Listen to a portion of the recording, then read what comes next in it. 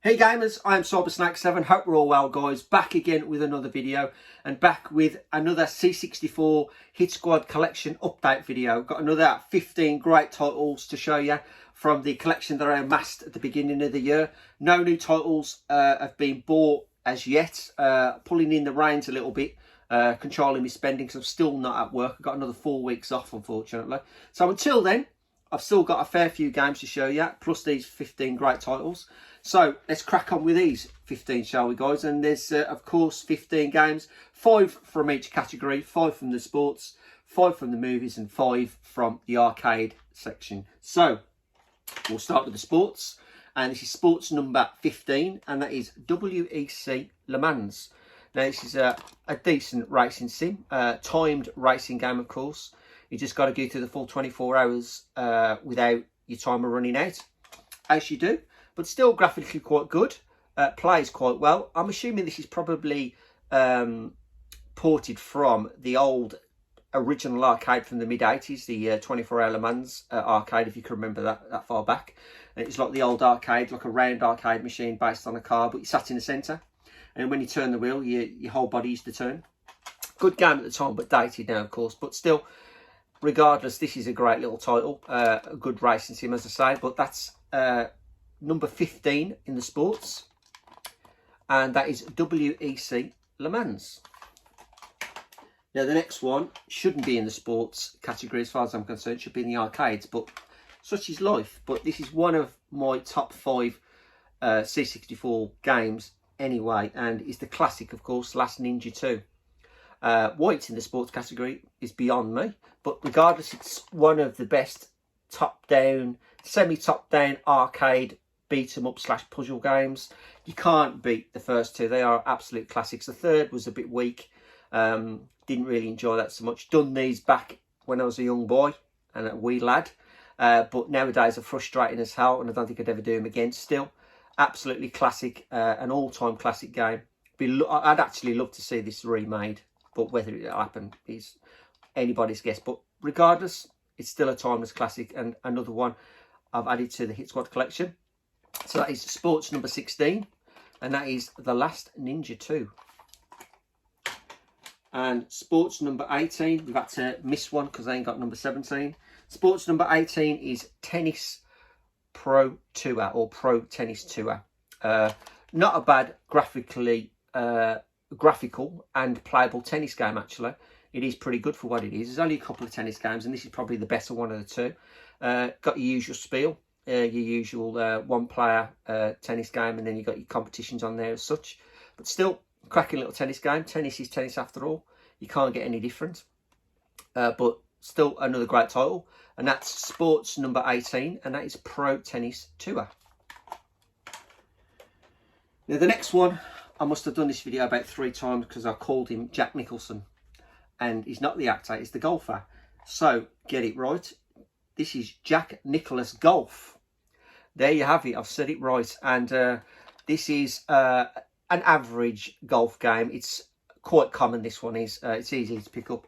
This one I must have picked up about 4 times because every single copy I've had hasn't worked apart from this one, thankfully. I've got like 5 data cassettes and none of them loaded it apart from this one. So I'm well happy to have it and it working at last. But as you can see, it's a pretty bland golf game. Leaderboard still holds the crown for the C64 golf game for me. Cracking little title this is. That was, should I say. But this one's all right, playable, and as I say, it's cheap as chips and easy to get. This one, very, very common game for the Hit Squad collection. But that's game number 19 in the sports, and that's Jack Nicklaus Golf, not Jack Nicholson. Okay. The last one in the sports is a C64 exclusive for the Hit Squad collection. Needs a new case, unfortunately. But this is the Duel, or should I say Test Drive the Duel. And yeah, Commodore 64 exclusive, this one. Unfortunately, you can see it's got a crappy case. But if I open up, you can see it's like an in-the-car driving game. And I've tested this out. It's just basically, as far as I know, it's like you just race rivals, a lot of rivals, in your cars. I think you can gain new cars and things, like most test drives back in the day, but still nice little title to have, and a nice little exclusive to the C64 collection. So that's Sports 20, and that is Test Drive the Duel. Okay, let's move on to the next 5, which of course are the movie games. And right, where are we? Have we got them all here? Yes, I have. Yes. So I thought I'd not picked them all up then. So we'll start with game number. Are they all in order? Yeah. Number 15 again. And this is the movie selection. Yeah, movie selection 15. Now this game, to look at it, you'd never believe it was a fighting game. You couldn't really categorise this by looking at the front cover, but it is regardless. And it is, of course, Spitting Image. And this is a one-on-one fighter with all the most popular characters from the TV series back in the 80s. And it's a peculiar one at that. Not a game I'd ever thought I'd ever see, to be honest. It's a Spitting Image fighting game. But as I say, it's a nice little rarity. Don't come across that one that much either. When I'm just looking randomly, but still cracking little title, very obscure, peculiar title, being a fighting game, but well happy to have that one. So that's movies number 15, and that's of course Spitting Image. Right, moving on to movie number 16. Movie number 16 is a James Bond that I weren't really keen on, and the game I've not really played as yet, but it is James Bond 007 License to Kill. Yeah, Timothy Dalton, not the greatest Bond in my book. There has been no two ways about that, better James Bonds. Now this game is a top-down adventure.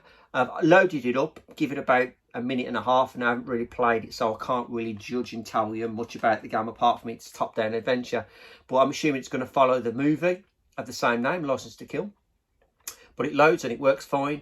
As I say, I'll have to give it a go properly to judge it for what the game is like, but still great to have it to the collection.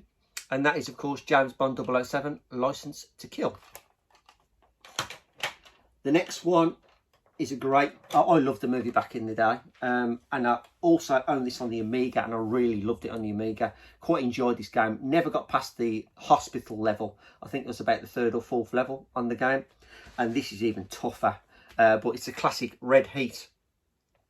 This game is like a side-scrolling punch him up, because all Arnie does is walk along and punch loads of people and picks the odd weapon up. But it's really quite good. Not as graphically as good as the Amiga back in the day, but still a good game, and much harder, unfortunately, than the Amiga. But still brilliant game. Well happy to have that, and very, very good indeed. Love the movie, as I say. Great movie that was. And that is movies number 17, and that is Red Heat. Right, movies number 18. This is the second of the 2 Batman games. I think there's only 2, but this is of course the classic Batman. This is better than the Cape Crusader. So much better. It's a great side-scrolling action platforming game. This one is graphically good, music's good in it, everything about it. It's just a fantastic, fantastic platform game. Really, really good to own this one. And let's say uncommon again for me. It's not that I actively look for them, but I never ever see them. Once I pick them up, I never see them again for at an age. And this one I haven't seen again yet for a while, but still a brilliant platforming game. Well happy to have it. And that's movies number 18, and that is Batman. And then the last one in the movie selection is another Amiga game I used to own. Never got off the 2nd level of this game. Yet again, this sequel is nothing to its original. The original film and the original game was much better. Disappointing in both senses of the word, the sequel and the sequel to the game. And that is, of course, Ghostbusters 2. The game plays a little bit better, of course, on the Amiga, but it's still the same premise. Follows the movie to a T. But I can never get off the 2nd level, where you like the Statue of Liberty, walking across into New York, and you get loads of things that are attacking you, and you just got to smack them away or whatever. Never got off that level on the Amiga, and I can't even reach it on this one. It's going down into the sewers on the 1st level on this is a tough cookie, especially on the 64 is blooming difficult. But still, the game isn't great, and the film was a bit of a disappointment, as I said. But still, I've got it. It's a nice game, and I'm glad I've added it to the collection, of course. So that's movies 19, and that is the Ghostbusters 2. Okie dokie. The last 5, which of course are the arcade games. Now this one I've got to skip back because I actually forgot I had this one, and it must have been hid in between the rest of the arcade games. And we've got to go back to number 8 in the arcade selection. Classic arcade game. I bought this super cheap, about £3 to be honest, and it's like new old stock. And it's the classic arcade game, and it's really ported well to most consoles and computers, should I say. And it's the classic Combat School. Absolutely love this game in the arcade, and as I say, it's really transferred well over to the likes of the Spectrum and the Commodore 64. And you got some fantastic levels in it, like your arm wrestling, your shooting, your top-down assault courses, and your side-scrolling assault courses. You actually fight the trainer at the end, and then you got a mission where you got to save the president or the president's daughter. I never ever did the mission. I got to the mission, but you've only got one chance. Once you die, you're dead, and you start the game again. But such a classic arcade game, and a fantastic port on the 64, I think, as well. So, well, happy to have that. So that's arcade number 8, and that's the classic Combat School. And then we go on to arcade number 17.